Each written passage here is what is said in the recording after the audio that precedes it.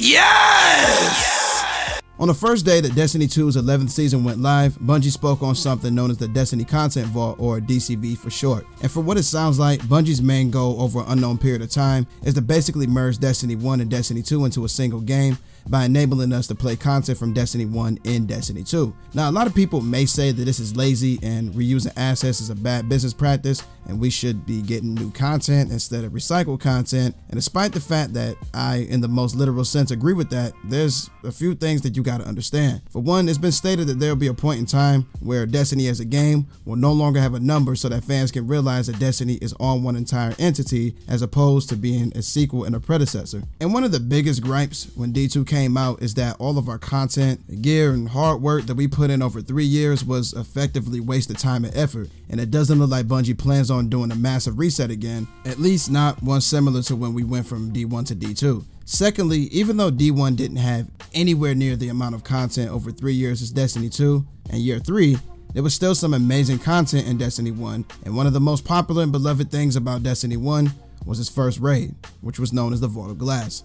The Vault of Glass raid was one of the many masterpieces that would be a part of the Destiny Content Vault, and Bungie confirmed that in some way, this raid will be returning in Destiny 2. Now, I 100% realize that a lot of y'all never played Destiny 1. And some of y'all probably played Destiny 1 but never had a friend group to raid with. And if you fall into either one of these categories, that means that you've probably only heard about or saw the weapons or armor from the Vault of Glass raid since you didn't get to experience it for yourself. But it's all good, because in this video, we're gonna go back to Destiny 1 and take a look at the weapons and armor that the D1 fan base went absolute nuts over back in the day. Now, I won't be showing any gameplay of the Vault of Glass raid out of respect to those of you that never seen it before, as well as those of you that want to experience it for the first time in Destiny 2. So, without further ado, let's get it in. One last thing. Before I get into the video, I want to tell y'all that Vault of Glass and Crota's End were year 1 raids in Destiny 1. When year 2 of Destiny 1 kicked off, these raids, as well as everything from year 1, were completely left behind. It was basically a sunsetting era, but that terminology wasn't used by Bungie back then.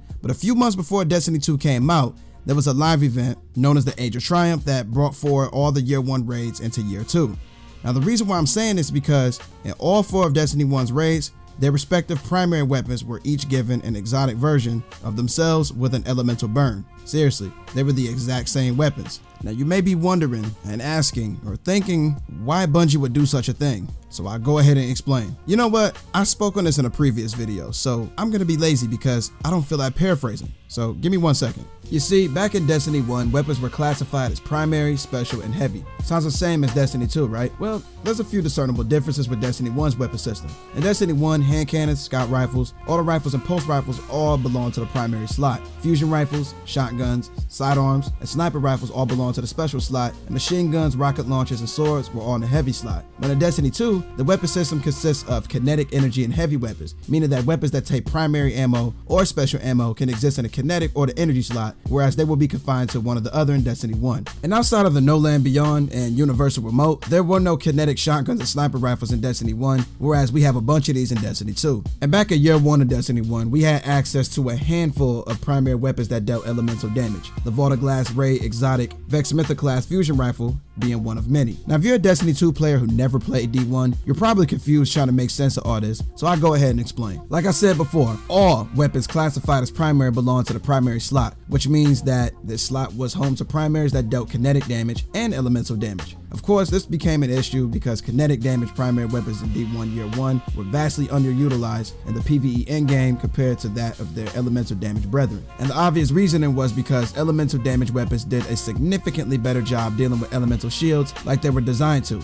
Alright, I'm back. So now that you have a little bit more insight on how D1's weapon system worked, it'll be easier for me to make you understand that Bungie wanted elemental damage primaries to be a meaningful decision when used, and as a knee-jerk reaction, they made them all exotic. I'm 100% certain that this was a last-minute decision because the concept of having a kinetic and energy slot was probably far from being a reality in Destiny 1, and this was the best idea that Bungie could think of at the time. I said that we had access to a handful of primary weapons that dealt elemental damage in year 1 of D1, D1, and a decent chunk of them existing in the Vault of Glass and Crota's End raids. However, there's a few things that I want you to realize when the Vault of Glass returns in Destiny 2. Number 1, I'm 100% certain that the exotic Adept raid primaries won't see the light of day in Destiny 2. The reason being is because Bungie found a way for elemental and kinetic damage primary weapons to coexist in the game without trivializing the game itself. And to make matters better, we also have kinetic damage special weapons in Destiny 2, so there'll never be a point in time where everybody is exclusively using the elemental damage weapons like they did in the Destiny 1 days. Number 2, if all of these raid weapons return in Destiny 2 in their D1 forms, we would run into the same exact problem that we did with Garden of Salvation. And if you played the Garden of Salvation raid, you know exactly what I'm talking about. Energy weapon spam. Out of the entire weapon pool for Garden of Salvation, only 2 of the weapons are in the kinetic slot, and there's not a single heavy weapon in this raid.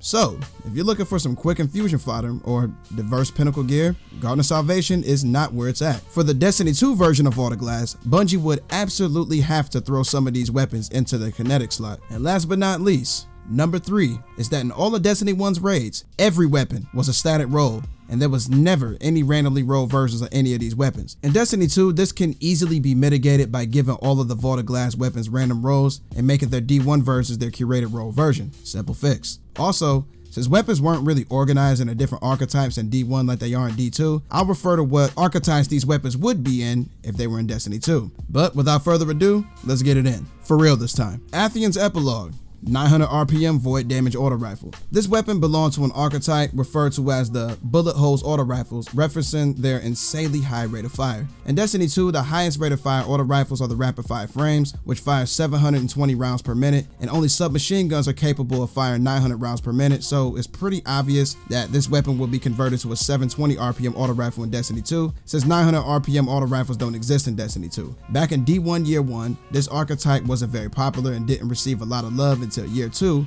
when the Trials of Osiris auto rifle, known as the Doctrine of Passing, wreaked havoc. This weapon's 2 perks consisted of Persistence, which is known as Dynamic Sway Reduction in Destiny 2, and Glass Half Full, which is known as High Impact Reserves in Destiny 2. Dynamic Sway Reduction received a buff in Season 11, and as of presently, it adds 10 stability over time in addition to accuracy, as well as a reduced reticle sway movement from the stability increase. High Impact Reserves has never really been a perk that anyone has ever obsessed over because it only adds a few extra points of damage to the rounds at the bottom half of the magazine. Now when it comes to PvP, you might make the correlation that increased damage equals a faster time to kill, but that's nowhere near the case with high impact reserves because those extra points of damage don't make your time to kill any faster at all. I've had some decent success with the 720 RPM auto rifles in PvE, and I can pretty much confirm that this weapon will have at least some degree of viability. From time to time, I find myself using an auto rifle from Season 9 known as the Steel Feather Repeater, and it's one of the best feeling auto rifles I've ever used for PvE. And that's probably because the 720 RPM autos are vaguely reminiscent of submachine guns based on their fast fire rate. I also want to add that the Garden of Salvation raid auto rifle Reckless Oracle is a literal spiritual successor of Atheon's Epilogue, and this is literally impossible to deny. Both weapons are in the highest RPM auto rifle archetype in their respective games, both deal void damage. Also, both come from Vex raids, so yeah, they're basically the same exact weapon. Preadyth's Timepiece was an arc damage 540 RPM pulse rifle with the perks Head Seeker and Secret Round. I'm pretty sure you realize that Head Seeker is a perk in Destiny 2, but Secret Round isn't, so I'll go ahead and explain everything. First off, Head Seeker is hands down one of the worst perks in the game and is in dire need of a buff of some sort or an entire rework. The perk states that body shots increase crit damage for a short amount of time, but that's not the case at all. In order to get the extra crit damage from this perk, your weapon has to start at the opponent's chest or neck up, and that same burst has to climb into the opponent's head. Also, you only get a couple extra points of damage and your time to kill doesn't become any faster. So yeah, this perk has always sucked and it sucks just as badly in Destiny 2. I've expressed my gripes about this perk in previous videos before, but Fallout Plays uploaded a very in-depth guide on how Head Seeker works, so I have a link provided in the description box. I'll continue to refer everybody to Fallout's video until something is done about this lackluster perk. But moving on to Secret Round, this perk states that missing a shot adds an extra round to the burst. Pretty self-explanatory, but whenever you encounter situations where your aim isn't the best and you miss a shot from a burst, a 4th round will fire at the end of the burst. If you think about it, this perk works similarly to Mulligan in a way. Yeah. Secret Round, like Head Seeker, was a very lackluster perk, which might explain why it isn't in Destiny 2, and even though I'm for certain that Bungie wants to respect the legacy and nostalgia of the Vault of Glass weapons, I doubt that Secret Round will see a comeback. Praedyth's Timepiece was in the 540 RPM archetype, which are the fastest rate of fire pulse rifles, And due to how jumpy and bouncy the recoil for this archetype is, I'm gonna assume that Bungie's goal was to make this weapon as forgiving as possible based on its perks. So if you're hitting body shots, it's fine. Headseeker will take care of that. What about if every round from each burst doesn't hit the target? Don't worry about that either. Secret rounds got that covered. Of course, that's how it would be if these perks weren't terrible. I also want to say that if you notice that this weapon is firing too slowly to be a 540 RPM pulse, that's because it is. You see, back in D1, the 540 RPM pulse rifle Clever Dragon was at one point in time the most dominant primary weapon in PvP. So dominant to the point where Bungie nerfed Clever Dragon's entire archetype by reducing their fire rate, which killed off the entire archetype in the process. At that very moment, it became almost impossible to tell the fire rate difference between a 450 RPM pulse and what used to be known as the 540 RPM pulses in D1. So after that, everybody stopped using them as a whole. In Destiny 2, I believe that Praedyth's Timepiece should return as a kinetic damage weapon, because as of right now, we only have 3 random rolls capable 540 RPM pulses, and all 3 of them are in the energy slot. So yeah, let's not bring Praedyth's Timepiece back as an energy weapon, please. The Vortiglass fusion rifle was known as Praetorian Foil, and it deals solar damage. And if I recall correctly, it's part of the high impact archetype, which is the same family of fusion rifles that Erentil belongs to. Back in year 1 of Destiny 1, this weapon was one of the rarest weapons of its time, and if I recall correctly, I've probably seen it drop twice out of my 40-something Vortiglass clears. However, it never once dropped for me until Vortiglass was brought forward into year 3 in Destiny 1 in the Age of Triumph event. Its perks Glass Half Full and Reactive Reload were completely counterproductive to one another, because in order to proc Glass Half Full, you have to be halfway through the magazine, meaning that you can't reload. But Reactive Reload requires you to, as its name states, reload. So there was literally no synergy between these 2 perks. I'm not sure what Bungie would do about Praetorian Foil's D2 version, but I wouldn't be excited to get a curated role weapon that has high impact reserves and kill clip. Just saying. Praedyth's Revenge, 140 RPM, aka rapid fire frame sniper rifle, void damage. Back in year 1 of D1, I would see this weapon being used in PvP from time to time, and that's about it. And this is a bit odd because back in D1, the most favored sniper archetype was the adaptive frame 90 RPMs, and I vividly recall the 140 RPM snipers being ridiculed because they couldn't res snipe, which was pretty much a must-have for sniper rifles in trials. However, Praedyth's Timepiece had max stability, so shooting this weapon felt amazing. Its perks, Feeding Frenzy and Firefly, wouldn't work that amazingly in Destiny 2 because, for one, Feeding Frenzy was recently reworked and now requires you to get 5 kills to receive its maximum reload speed benefit. Firefly is known as Dragonfly in Destiny 2, and unfortunately, Dragonfly is a subpar perk unless you're using a Dragonfly spec mod.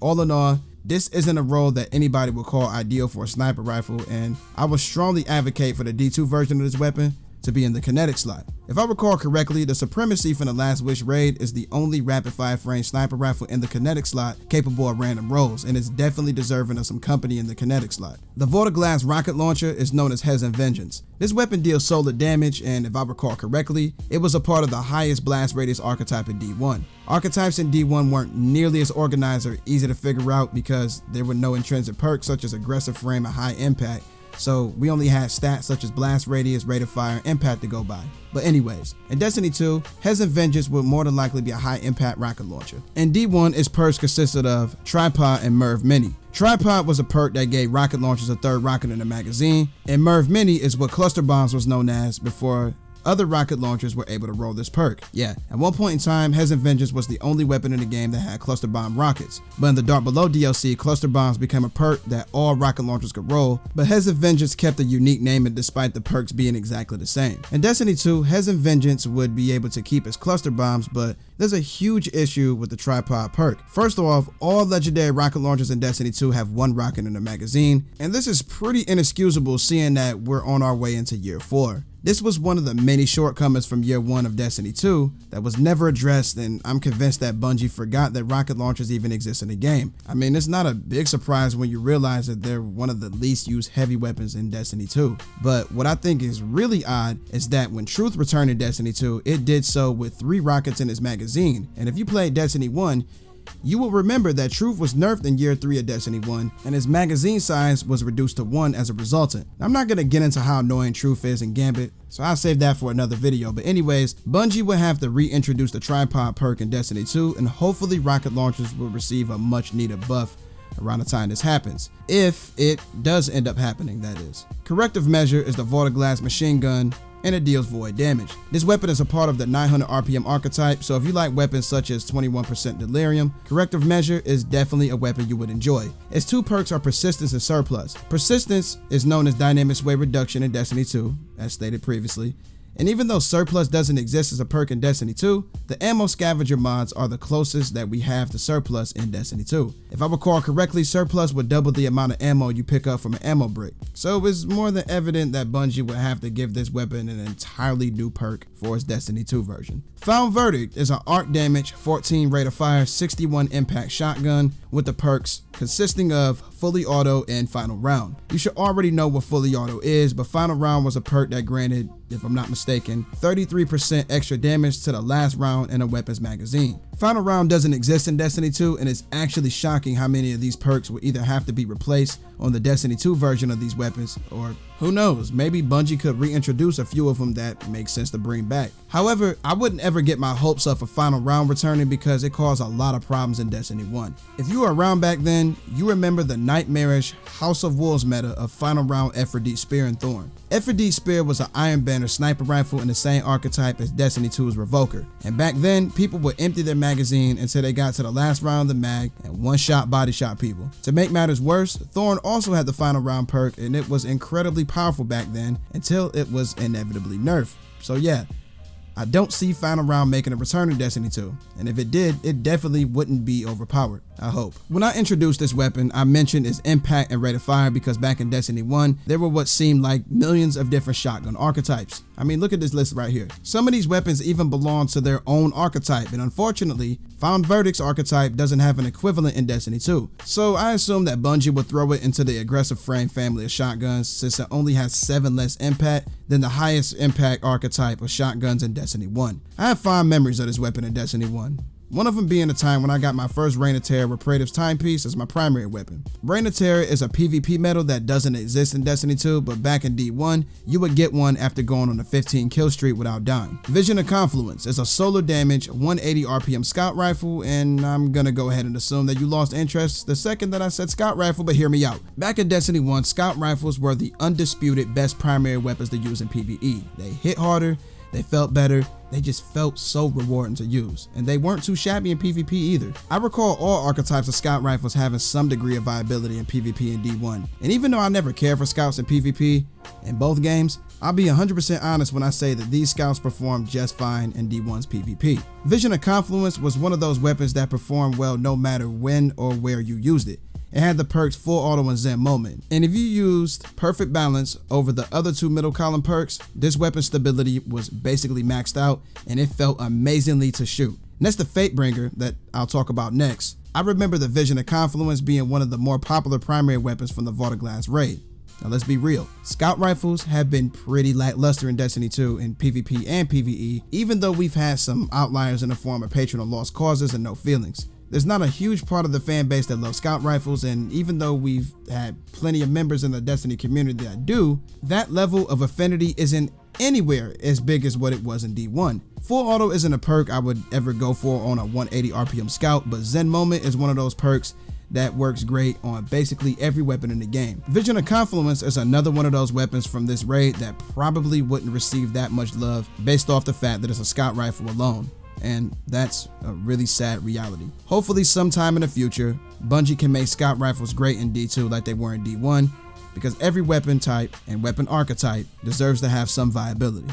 Fatebringer, arc damage, 140 RPM. I decided to save this as one of the last ones because Fatebringer was hands down the most popular weapon in the entire Vault of Glass loot pool. Fatebringer is an arc damage 140 RPM hand cannon with the perks Firefly, explosive rounds, and Outlaw. As stated previously, Firefly is what Dragonfly was known as in Destiny 1, but for those of you that didn't play D1, it may strike you as odd that this weapon had explosive rounds on top of Outlaw and Firefly.